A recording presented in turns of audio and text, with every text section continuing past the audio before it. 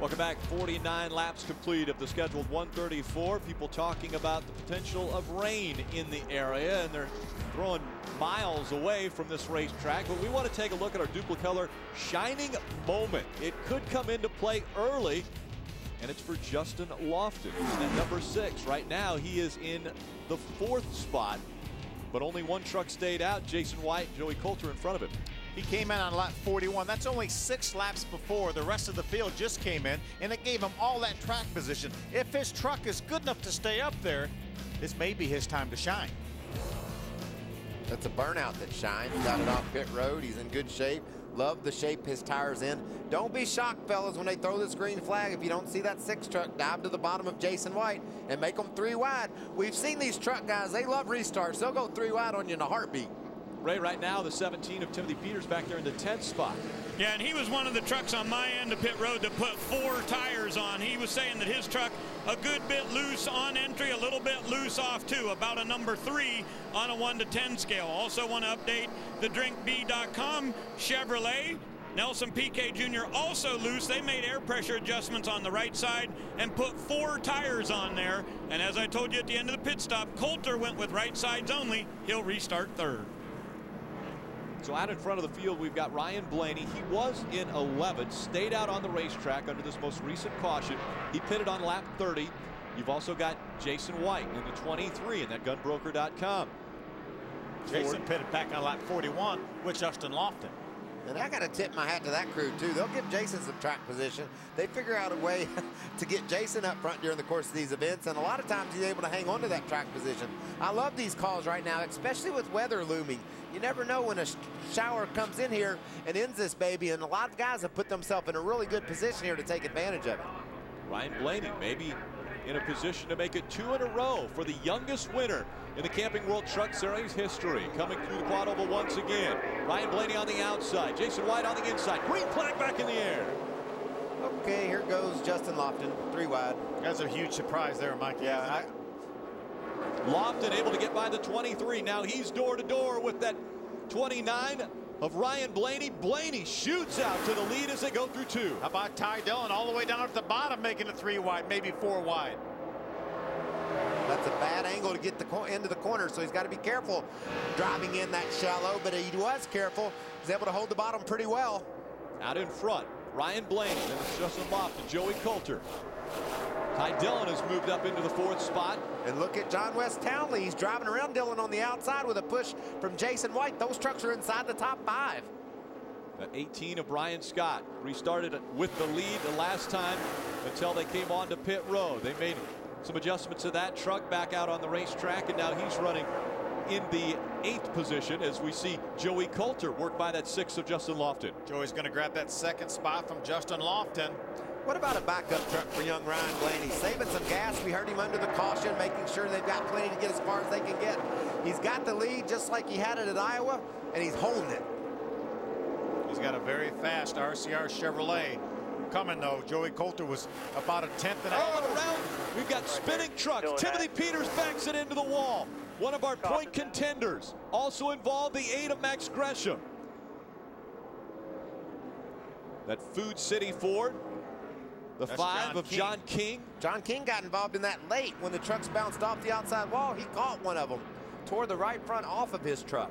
John King coming back after starting the season in a stellar way, winning at Daytona in the trucks, and now damage to that 5 truck. Yeah, John was staying out of trouble, staying on the lead lap here. 54 laps into this thing.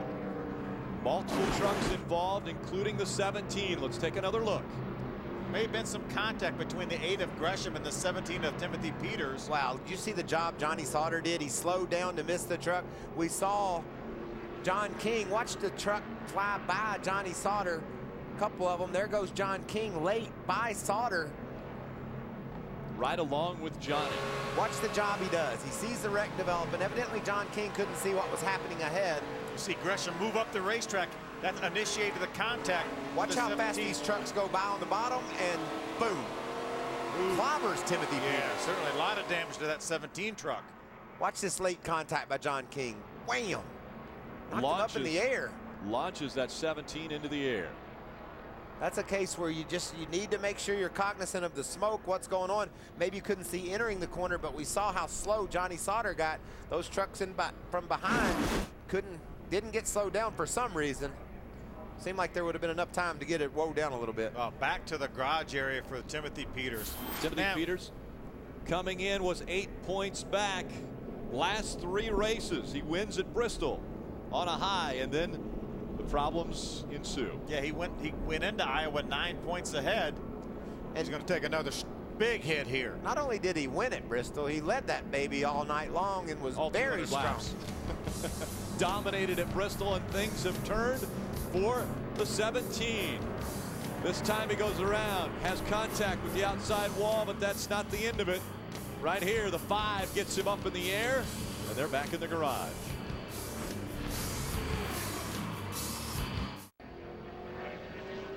Welcome back to the Kentucky 201 for the NASCAR Camping World Truck Series. That's how many miles it is for this race. Going 134 laps. We're under our pit caution, and this is why. Max Gresham got sideways under Timothy Peters and drove into Peters. And look how slow Sauter's going. And you see how fast John King went by him? You know, you can miss things better when you slow down. And King just didn't slow down. There was the contact. Gresham went up, got into the 17. What a job by Johnny Sauter. He drove that baby and was able to keep it off of that truck wrecking on the outside. Hard contact for Timothy Peters. Look at that truck up into the air. And, you know, he had minimal damage prior to that. I mean, it was damaged, but he was going to be able to continue. I don't know if there's even a rear end housing under that thing anymore. They're working on it right now in the garage as we ride with that 17. You hear the slight contact with the outside wall. Now watch this. Hear the motor rev up? Yeah, because the rear wheels are off the ground. That's right. He had his foot on the gas. There's the work going on in the garage. Let's go back to Hermie. Yeah, you can see a lot of damage to the back end of this 17 truck. Timothy Peters, to this point, has elected to stay in the truck with the window net up. You can see Michael talked about a rear end housing, one right here on the ground at the back of the truck, getting ready to go in, but that's just the beginning of all the damage on the 17. A lot of work to be done, but they know if they don't get him back on the racetrack, they could see possible championship hopes going out the window. Yeah, first 9 races this year, 8 top 10s for Timothy. The last 5 races, 4 finishes of 13th or worse. And that has dropped him out of points contention. Again, he was the point leader before Ty Dillon was able to take that spot away. Longest green flag run tonight, 15 laps. We've had 33 caution laps already. We ran 15 laps when they threw the green flag to start this baby, and we haven't been able to do that since. There are 10 trucks that are off the racetrack. Brendan Newberry included in that. We've got David Mayhew that's been involved in an incident. John King most recently involved in an incident, and now Timothy Peters back behind the wall. Heard there was a little bit of negotiation, jokingly, between the Blaney crew and Joey Coulter, talking about maybe there would be some form of payment if they could switch places. Well, that's not going to take place, obviously. Yeah. Ryan Blaney wants to win this race. He got the lead on that last restart in really strong fashion. See if he can keep it. It seems like, like I said earlier today, talking to the pit crews down in the garage area, on the long run, everyone liked this 22 truck. Well, they haven't had a long run yet. 15 laps, the longest green flag run up to this point. We'll see how it works out now as the 29 of Ryan Blaney on the outside, Joey Coulter on the inside. 2 of our first-time winners in 2012. Back to the green flag, it's in the air. Nice start by Ryan Blaney. Not quite able to clear Coulter, though. Coulter also with a good restart. He works the bottom of the racetrack very well. It looks as though he's going to have the lead coming out of 2. Yeah, that 22 truck is really strong. Been strong since they unloaded it. We watched him closing strong on Blaney while Blaney was leading the race. He got beside him, was able to drive around him. What about John West Townley up in that 3rd spot? Here comes Brian Scott right behind him. Running in the 4th spot, a battle for 5th, side by side between the 2 trucks. Justin Lofton and Ty Dillon. Dillon has the advantage now as he's able to get in front of that 6, and he's followed up by the 7 of Parker Kligerman. James Busher, the 31, on the outside behind the 7 of Kligerman. They're all getting by the 6 of Justin Lofton. Lofton not able to stay up to pace as he's dropped back to the 8th spot now. Just behind that 31 of James Busher, and we see him moving up the racetrack. Looks like his truck going away from him a bit now. Well, you mentioned it. The John West Townley's best career finish here in the series is 8th. He's done that a couple times. Outstanding run so far for him. We've seen that truck up front a couple of times this year, and he's gotten some trouble. It'll be fun to see John West close the deal, running in top 5 here. See if he can keep this baby together and finish it off. See, Parker Kligerman closes in on the 3 of Ty Dillon. There's 3 of our point contenders right there, and with Timothy Peters' trouble, I would dare say that's maybe going to be the top 3 when we leave here. Side by side from position once again. Parker Kligerman to the inside of that 3 of Ty Dillon. Preferred line has been the higher line as they go at least enter into turn 1 and 2. We'll see if he's able to hold that momentum. Ty was able to hold that momentum through the center of the corner. He had to drive that baby, though. You could see it bobbling around, getting sideways up on the high side. I like this 31 truck, guys. I think that it's going to come down. I mean, look how strong Coulter is out front. But no matter where you put James Busher, he's able to drive through these guys, and that's a hard job to accomplish. When they're side by side like that in front of you, it's messing up all your aerodynamics because you're running in that dirty air. But yet somehow Busher seems to be able to find his way through those problems. We know how good that 22 truck of Coulter has been out front. He's led 21 of their 63 laps so far. Most of those coming at the very beginning of the race.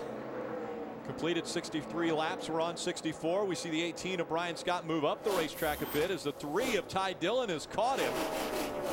Look at that pack of trucks racing for the 3rd spot. Looks like maybe John West is a little bit slower than Brian Scott and Ty Dillon, but he's doing an amazing job holding them off, running in the middle of the racetrack right there. Brian Scott looking down low as he'll sneak back up behind at 09. John West Townley as they go down the backstretch. Again, Coulter out in front. Ryan Blaney running second. He's got 1.4 seconds between the top 2. Now a little higher line for Brian Scott, trying to hold on to the 4th spot. Ty Dillon all over his back bumper now in 5th. I'm like you, Michael. I think the 09 of John West may be holding up the 18 a little bit, but Brian's not been able to figure out a way to get by him.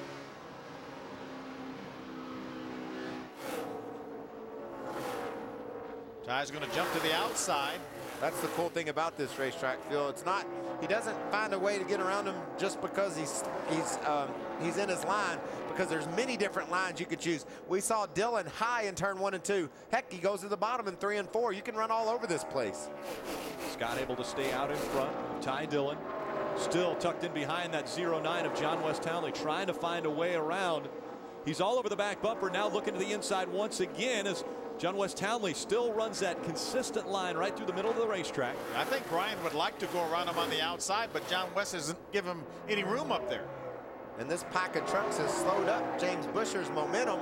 A truck that is making some moves, though, is Matt Crafton. Last time by, he was the 2nd fastest truck on the track. Now he's going to try to make his way around Nelson Piquet. Can he complete the pass? Not going to quite clear him. Now he's going to go all the way down to the apron. That didn't break work. The draft a little bit. Trying to make the momentum work for him, and lost the momentum is definitely going to work for the 30 of Nelson Piquet Jr. as we've completed 67 of the 134 laps. That means it is halfway for this race. Thanks for doing that math, Rick. I don't think I'd ever got that one.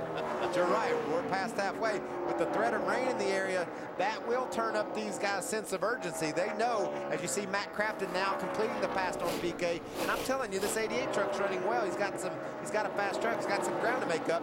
But these teams know that this baby's official, so they better be up front. Side by side for position once again. This is for the 4th spot. It looks as though Ty Dillon is going to take it away from the 18 of Brian Scott. But now Brian Scott back on the outside, getting back by that 3, right?